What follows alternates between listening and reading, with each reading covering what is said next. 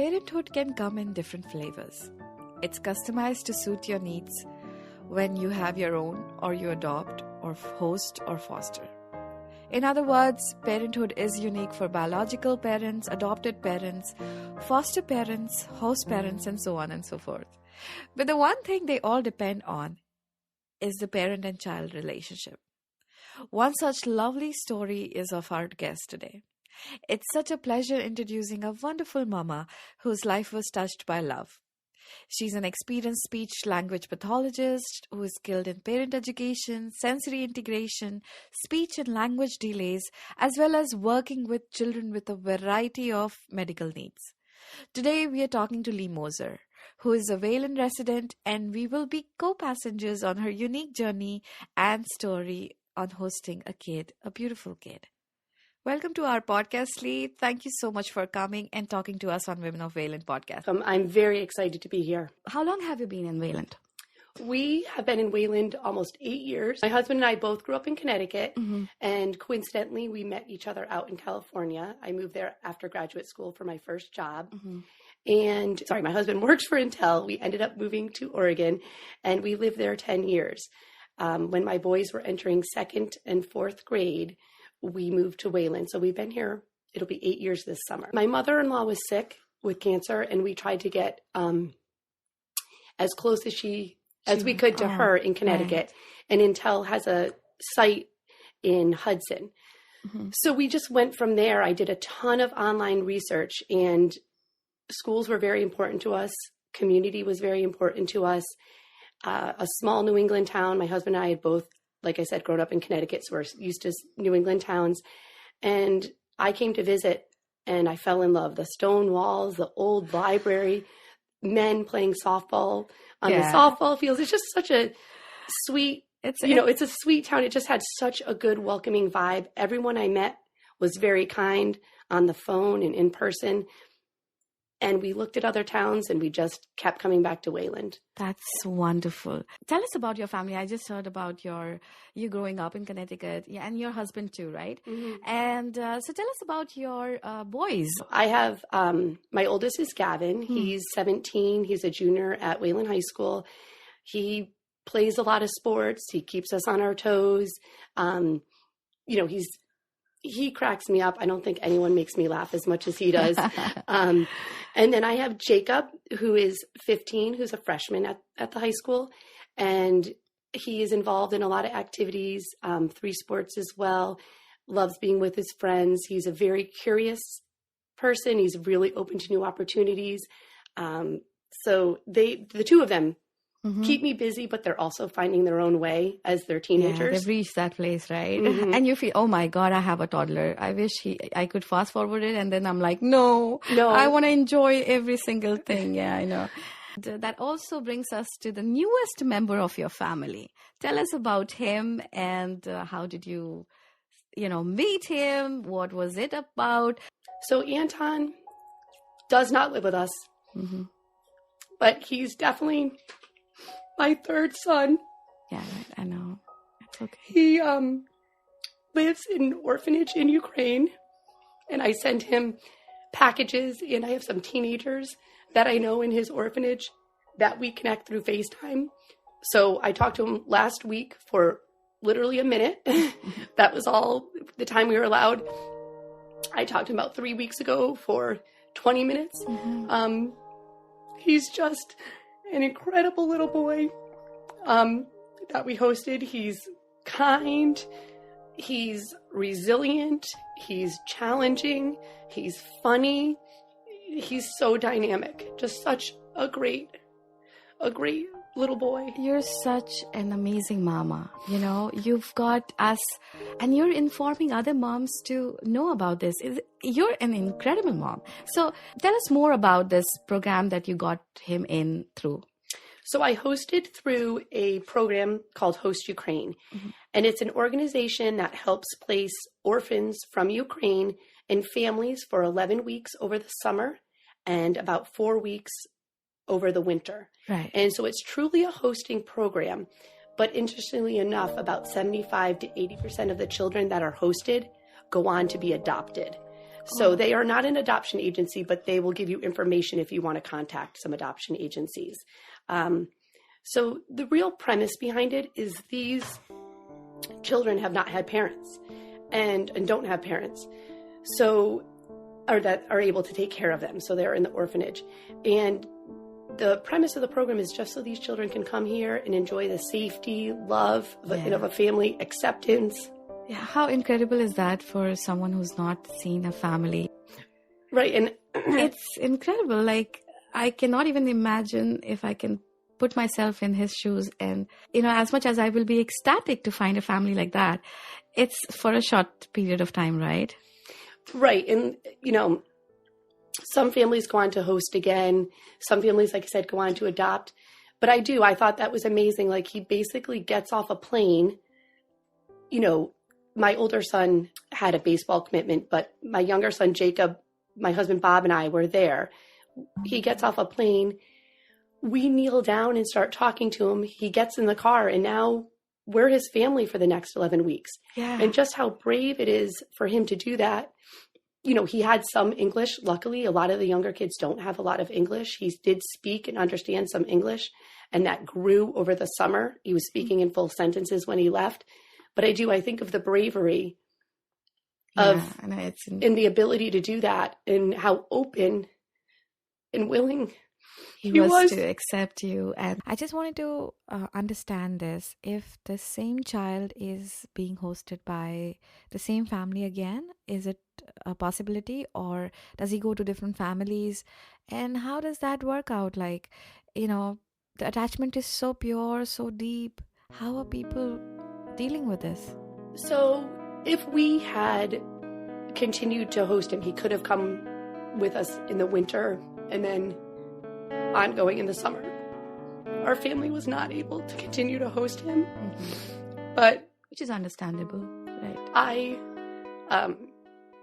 I love him so much. My hope for him is to be adopted. But until then, I will be his mama and support him until he finds.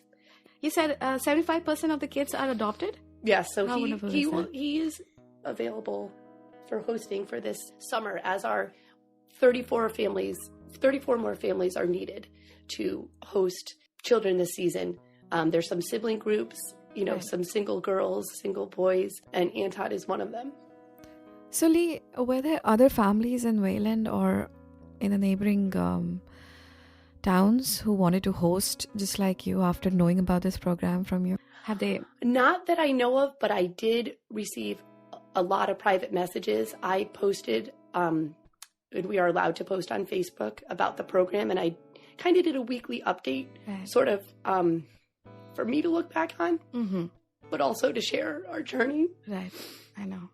And I received a lot of private messages, people asking about the program. There was definitely interest. There was people, I'm thinking of that. I'm looking into that. I'm looking into fostering. I think it does resonate with people, and people are very curious and interested in it. Was this motherhood different from the other two? I love Gavin and Jake. I've loved them, since they were born. But this is a different love. And that you just, I don't know, it just makes you so open, and it taught me a different love of acceptance and kind of a global love, and, just the patience, and sort of that almost the little things don't matter as much. And it's taught me more patience with my own boys, just more acceptance. It doesn't matter. A lot of little things just don't matter. They've gone away. Do you think you have changed since you had him? A little bit? A part of you actually left with him? Yes, a part of my heart is with him. And I've never been working with children with special needs my whole life. I've never been really that judgy parent. But welcoming a child in my house with, from trauma and having needs and getting some looks when we were out and about has given me a whole new understanding.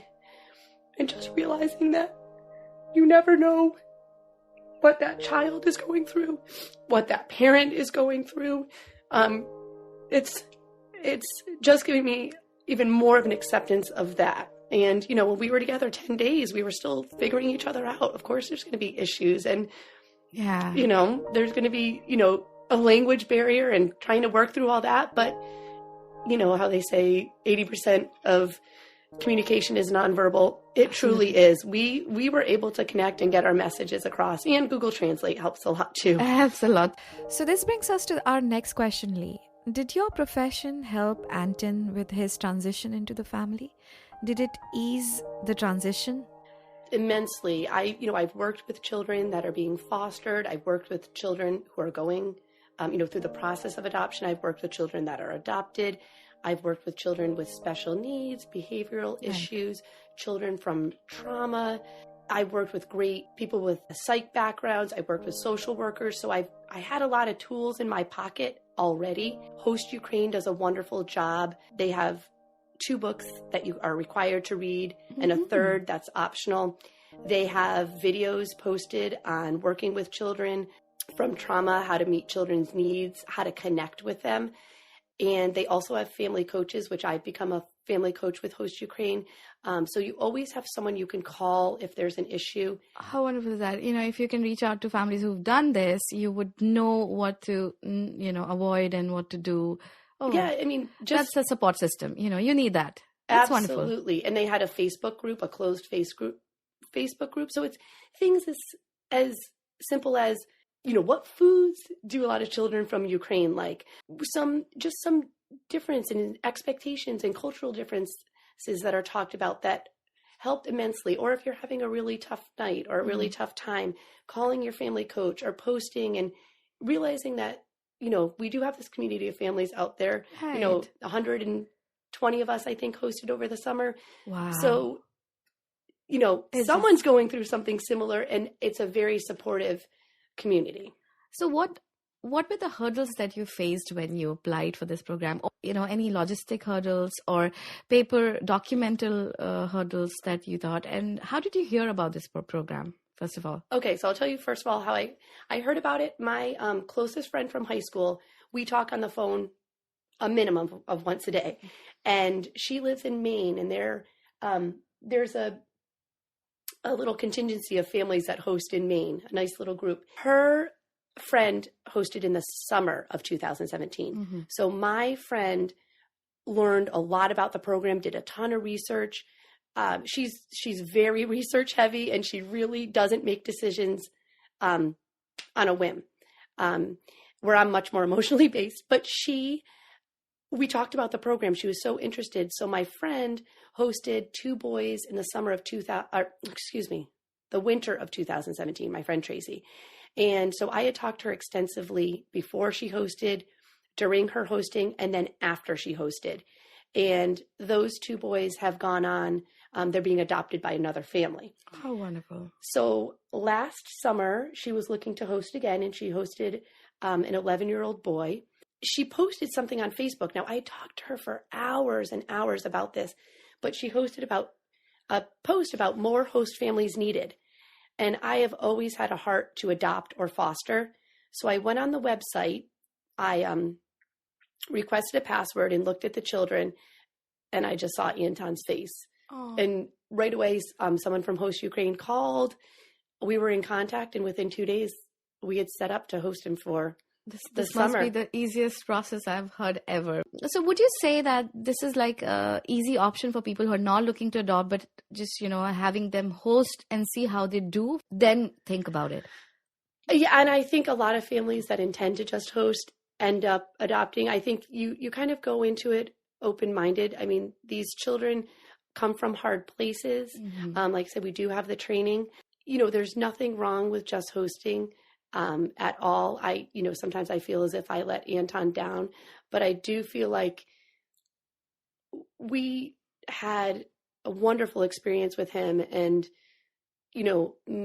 my idea of love grew, and I hope he's received love and acceptance. He did. And then he knows he's still loved, because the last thing I'd ever want is for him to feel rejected. As far as ease of the program, I wouldn't say it's an easy thing, but it's a wonderful thing.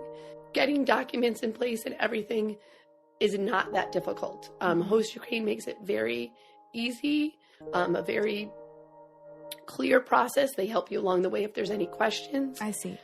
So that part, signing up and paying and all that, is not difficult.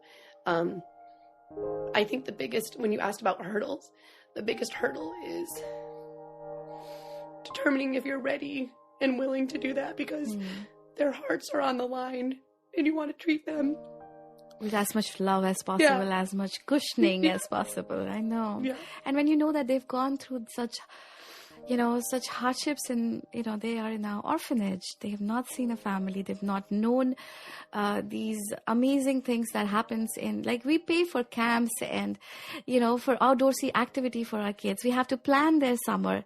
And imagine these kids having nobody to do that. Are there any other countries who have such programs? Do you know of that? Yes, there's host programs in other countries. I mean, if you look it up, a lot of countries host, a lot of European countries will host children. And from what I've seen, for the most part, the hosting time is the same, kind of a longer time over the summer and that shorter time over the winter. But there's many programs that host from other countries as well. So, I follow a couple of the groups, and it seems to mirror a lot of what Host Ukraine does. Right. I haven't hosted with other agencies, but I really appreciated all the required reading and training. And I can't tell you how many other books I read and podcasts I listened to. But then they come and you're just a mom. Yeah, you're just a mom. And you forget everything, and you're like, right, and you figure it out. Like, the books offer a ton of guidance, and they were super helpful. And you just figure out what works with your child, just like you do with your biological children. How did the boys do, Gavin and Jacob? Yeah. So Gavin is not, I mean, he's a wonderful kid, but he's not my overly emotional guy. Mm-hmm. He bonded with Anton in an amazing way. He considers him a brother.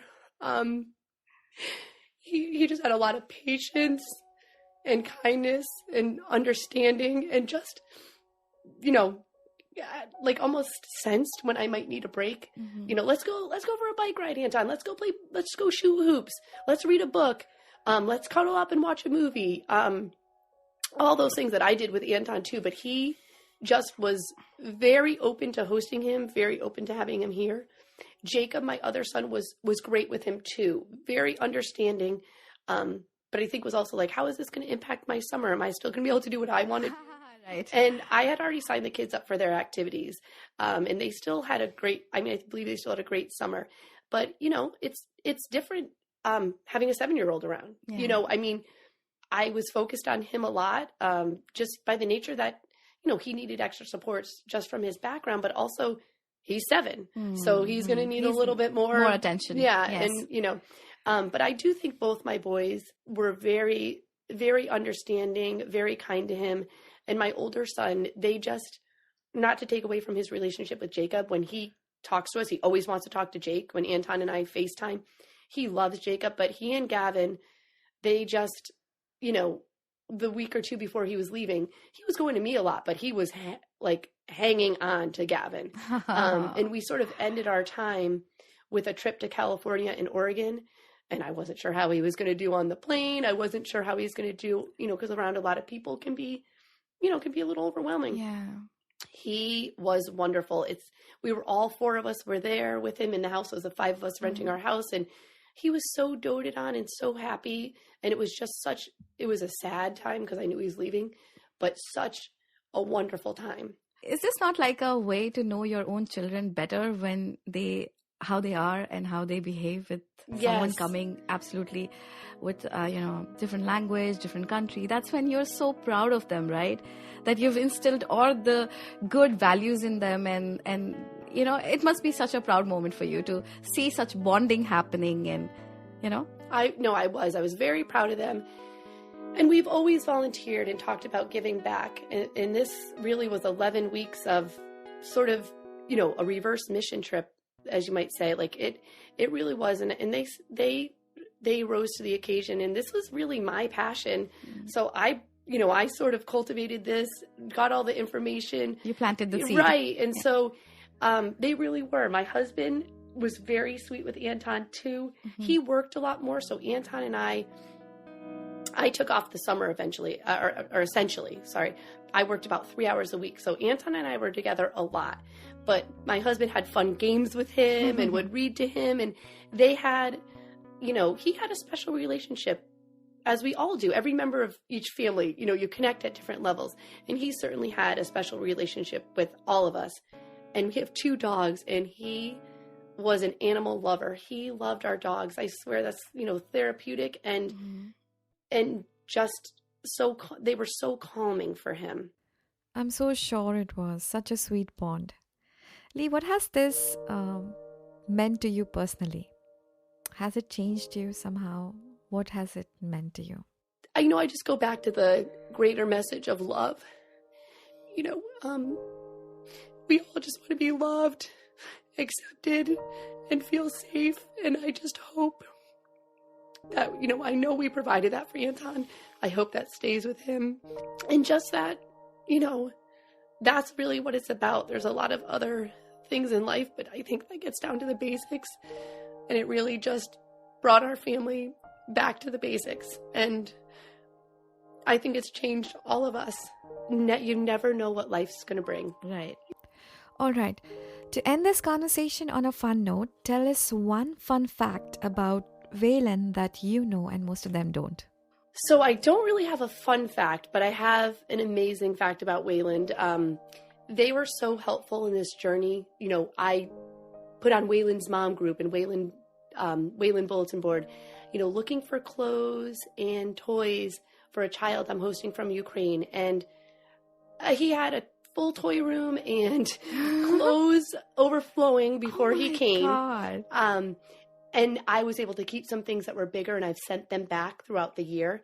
I also did a fundraiser to raise money for Host Ukraine for my birthday.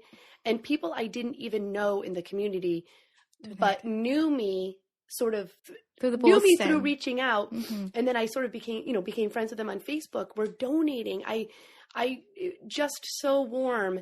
And then lastly, for Christmas, Anton was hosted over Christmas. He was not in the orphanage, but I did send him a big box after Christmas so he could receive. But I did a sort of a toiletry clothing drive for his orphanage, which has 250 children, toddler through 18. And I was able to send 110 pounds of items to Ukraine for his orphanage. And that was all from Wayland. It's amazing. All from Wayland. Oh my God. This is why I say our community is it's one of the best. Yeah, it really is. They're so supportive.